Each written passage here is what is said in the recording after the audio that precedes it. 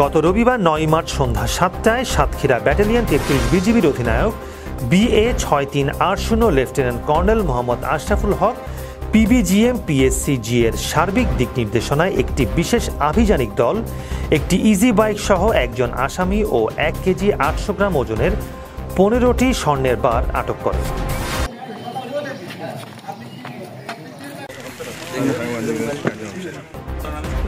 গোয়েন্দা তথ্যের ভিত্তিতে জানা যায়, সাতক্ষীরা ঝাউডাঙ্গায় বিশেষ ক্যাম্পের দায়িত্বাধীন সীমান্ত শূন্য লাইন হতে ৮ কিলোমিটার বাংলাদেশের অভ্যন্তরে আবাদের হাট এলাকা দিয়ে স্বর্ণ ভারতে পাচারের উদ্দেশ্যে রওনা দেয়। উক্ত সংবাদ প্রাপ্তির পর অধিনায়কের নির্দেশে ঝাউডাঙ্গা বিশেষ ক্যাম্পের টহল কমান্ডার নায়েব সুবেদার MM কামরুজ্জামানের নেতৃত্বে একটি চৌকস আভিযানিক দল বর্ণিত স্থানে কৌশলে অবস্থান গ্রহণ করে।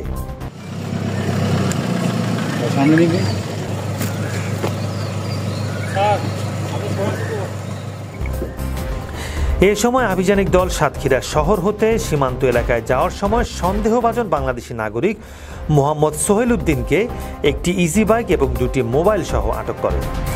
পরবর্তীতে আটককৃত ব্যক্তি ও ইজি বাইক তল্লাশি করে ইজি বাইকের সামনে স্টিয়ারিং এর নিচের অংশে ফিটিং এবং স্কচ টেপ দ্বারা পেঁচানো অবস্থায় 15টি স্বর্ণের বার উদ্ধার করা হয়, যার ওজন প্রায় 1 কেজি 800 গ্রাম। আটককৃত স্বর্ণ ও অন্যান্য মালামালের আনুমানিক সিজার মূল্য প্রায় 2,35,35,200 টাকা। স্বর্ণের বার শুল্ক কর ফাঁকি দিয়ে ভারতে পাচারের উদ্দেশ্যে পরিবহন ও নিজ জিম্মায় রাখা অভিযুক্ত ব্যক্তিকে গ্রেফতার করা হয়।